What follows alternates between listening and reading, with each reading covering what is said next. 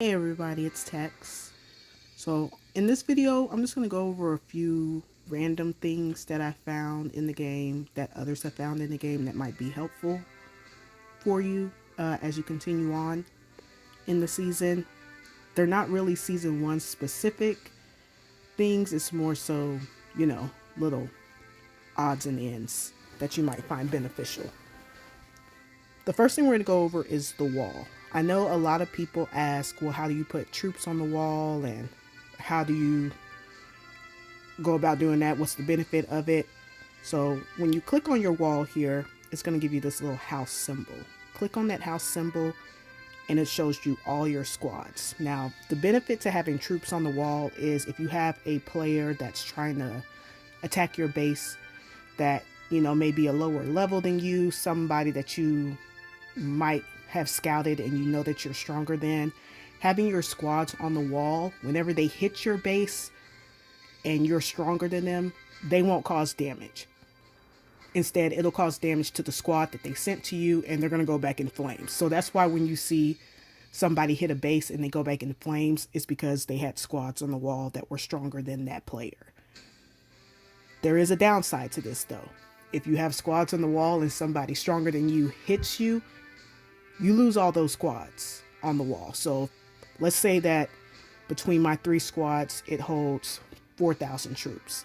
Somebody stronger than me comes and hits me, I lose all 4,000 troops because they're just sitting there on the wall. The other thing with this is just because I select to have my troops on the wall does not mean that I can just send my squads out willy-nilly. So if I send my first squad out to go mine or to go, help with a rally or anything like that, if somebody comes to hit me, even though it says that they're on the wall, they're not inside the base to protect the base, if that makes sense. So if you do this, first off, make sure that you're strong enough to do this. There's only a few players that benefit from this. I am not one of those players. I make sure all my troops are off the wall. I need every single troop that I can keep in this base.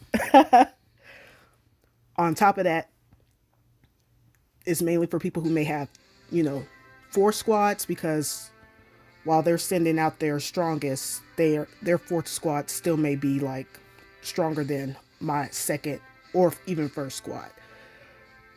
Long story short, only use this option if you're doing zombie siege, because we need troops on the wall for zombies. If you know that you're stronger than that player, or if you are doing some other type of event that requires troops on the wall. Other than that, you really don't want to keep your squads on the wall. But I just want to show you how you do it for events like Zombie Siege and things like that. Also in this screen, there is the option to increase your wall durability. So mine is currently in good condition, so I can't really show you that option, how it looks. But if I had gotten hit by someone, and you know how your base comes in flames and you have that green bar that shows you as your base is losing durability, I could come into this same screen, pay, I believe it's like 200 diamonds, and increase my wall durability. I believe it increases it by 1,000 or either 2,000 points. It may be more than that. But again, my base isn't hit. I'm not volunteering to get my base hit. I'm sorry. Y'all are just going to have to use your imagination with this one. But you can pay 200 diamonds and it'll increase it little by little. So that way, for instance, if you're in a war zone, capital war zone fight, you can stay in your spot longer and take up space. So that way the opposing war zone doesn't have the access to their capital, or vice versa. If you're in a fight where you are trying to help rally with team members, trying to do land grabs, your base is sitting there longer as you increase your durability. You may still lose troops, especially if you're like me and sometimes forget that you have them on the wall and you start getting ashed, but it'll prevent you from it'll basically delay your ashing versus it being immediate. So that's what that benefit to that is. Again, these are just random odds and ends, not things that you have to use. These are just things that are available to you. Now, the next thing we're going to go over is gear. So when I first started, I didn't know what I was doing in this game. I got the purple gear. I started upgrading the purple gear like it was nothing. Then the gold gear came along, and I'm like, well, damn. I put all my ore into this purple gear. Now, where's my ore at? You can break it down. So if you go to your heroes, let's say with Mason, I upgraded this purple gear, and I was like, oh, wait, no, I didn't mean to do that. I need to get rid of that. First thing you need to do is remove the gear from that hero, or else it won't show up in the gear factory since you have it attached to something already. So then you'll go to your gear factory, and then we're going to go under dismantle, and then here we can see the gear that I just removed from Mason. I can dismantle it, and it'll give me back all my ore plus the other materials that it used. I also like to use this when I get a lot of, excess purple gear in those random gear compartment, or not compartment, those random gear component chest. I'll just come here, select all the excess purple gear that I'm going to break down, even the green and blue. Dismantle it, and then the 5,000 ore is going to go back into my inventory, but then the other materials go back into, the gear factory. So then I can just go and merge everything to wherever I need it merged at. You can also disintegrate material. So let's say that I had merged everything into this synthetic resin, and I actually wanted the alloy back for, I really don't know what you use the alloy for other than making the components, but let's say I needed to break it down. I could break down the resin into more alloy and so forth. So that's what that'll do for you.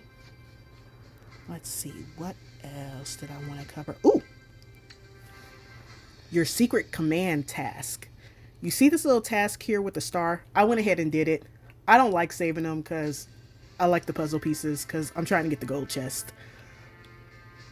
I got heroes I'm trying to upgrade. So anytime I can get 5 puzzle pieces at once, I'm going to go ahead and take advantage of it. But any task that have a star, those will stay in your queue for about 2 days, even if you refresh it. So let's say I had a bunch of purple secret task, blue secret task, and I was trying to get more of the UR ones.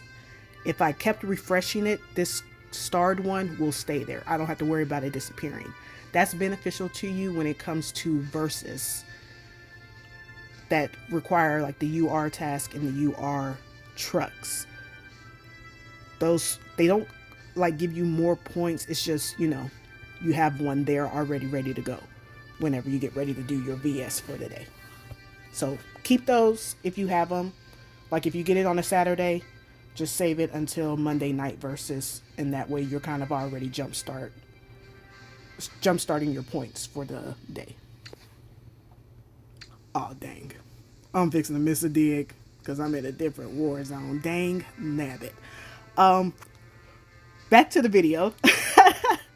If you ever need to get back to your war zone, so currently I'm in war zone 2057.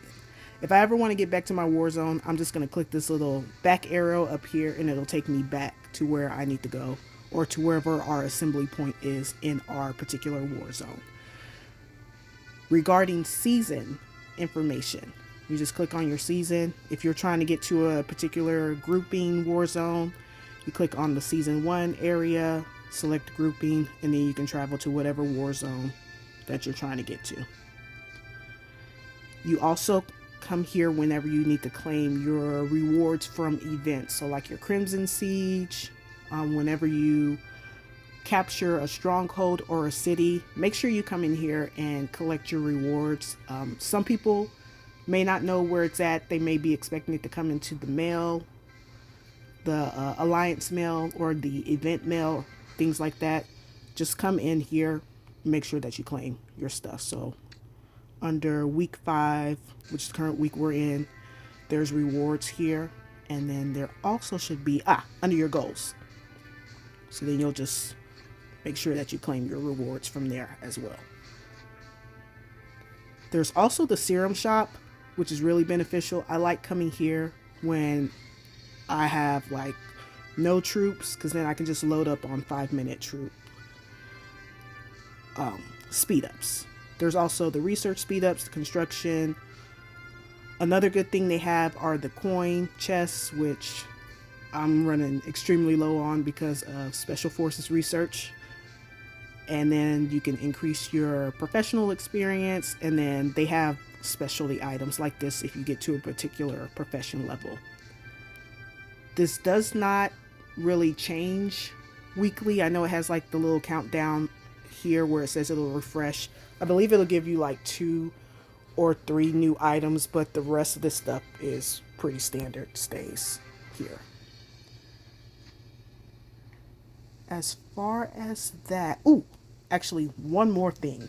So your campaign, honorable campaign thing, if you have heroes that you need to upgrade them through this.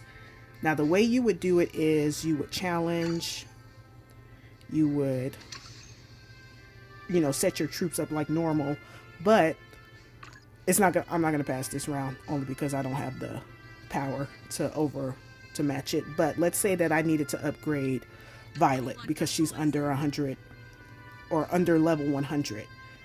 It'll upgrade her, or it'll give her free levels to upgrade up to 100. So just keep that in mind. So if you have your missiles crew that you just acquired and you're trying to upgrade them, your I don't want to say airplane. I know it's not airplane.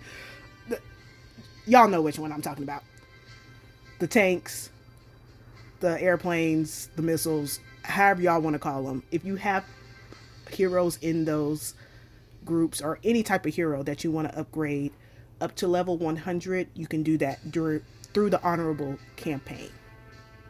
Now you don't have to do the particular level that it tells you to do. You can go back. So on these, I believe I'm at like level, yeah, so this one I redid level 36. That's why it's highlighting that one. But you can go all the way back to the first level that you did with these and redo those levels. The benefit of redoing the levels is if you don't have the power to get to the next one, you're still going to get some rewards. So you'll still get those campaign chests, still get those hero experience chests. I believe the diamonds, whatever rewards that you normally got from those levels, you'll get those rewards again. The drawback is you can only do one level. So you know how if it's brand new, like if you're doing a new level, you can do level, let's say 44 is my new level. I can also do level 45 as long as I have the power to get through both of those. If I go back and redo a level, say level 10, I can only do level 10 at that time until it resets itself. So that's the only drawback. If that's not a big deal, then I would use it to its benefit to upgrade my hero experience levels. That's what I like to use it for, so that way when hero day comes, I'm not, that's less experience that I have to worry about having to upgrade my heroes at that time. I feel like I've said upgrade heroes like 30 times in one sentence. I'm sorry. I have a bad habit of repeating myself over and over, and I don't edit. It is what it is. So that's it for the video. I just want to show y'all those little odds and ends in it. If y'all have any questions, anything y'all want me to make another video on, y'all know where to find me. Y'all know where to ask me questions at. Until then, I'll see y'all in the AC.